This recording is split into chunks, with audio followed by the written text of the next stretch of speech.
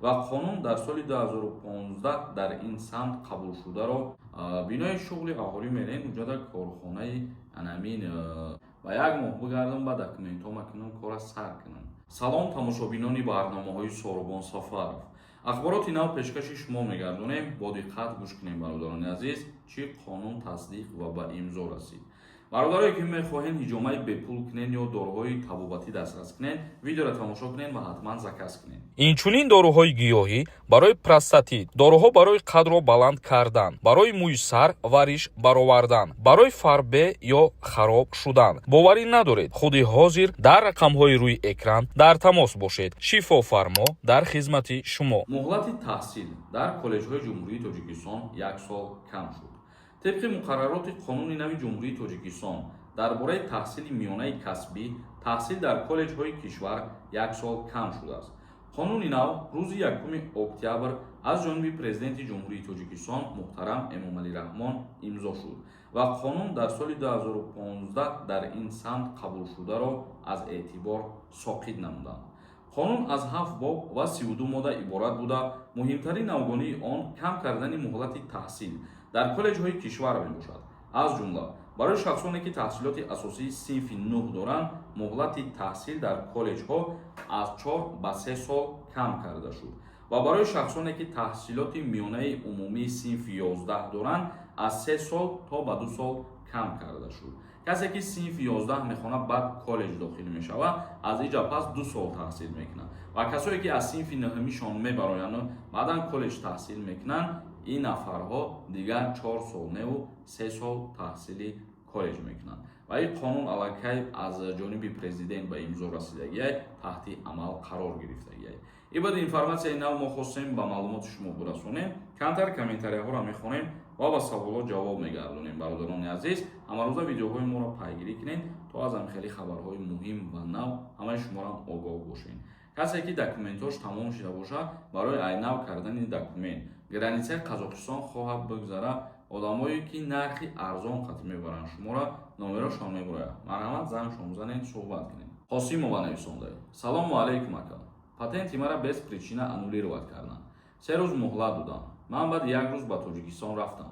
کی اومدم میتونم التماس جواب رو انتظارم. نمیدونم به پرابلم تاجیکستان آدم من کی روسیه رفتم میتونم. بچه‌ام روسیه اند.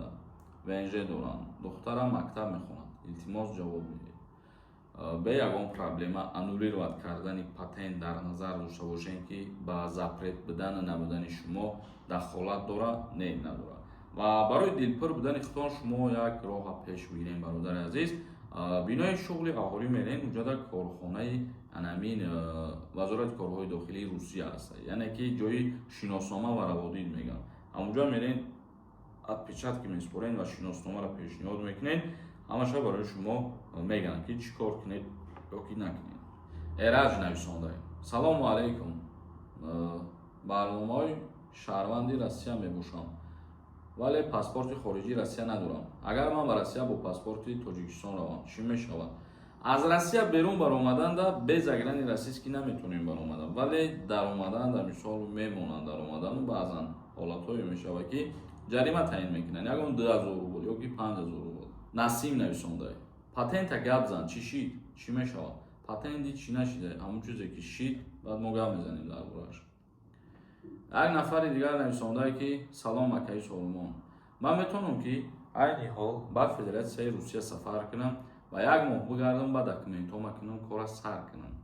شما وقتی که روسیه میرین برای ایجاد کردن مهلت دادگی دولت به شما، یعنی که در مدت 1 روز نمیگن که شما برین پاتنت بکنین. اول که رفتین رجیستراسیتون توری کنین در حال از پای همی بشین و بعدا از پای پاتنت گرفتنتون، یعنی که میگراسیونی کارتای رابطه 2-3 ماه پس بگیرین ای پای دکومنت کنین بشین بعد میخوان جوجا دپورت میکنن. عزیز نویسنده اکا امنیستیا شدگی نیست دپارتاسیا شدگی یودا درباره عفو مهاجران نه یگان خبر نیست. یک نفر دیگر نویسنده سلام علیکم.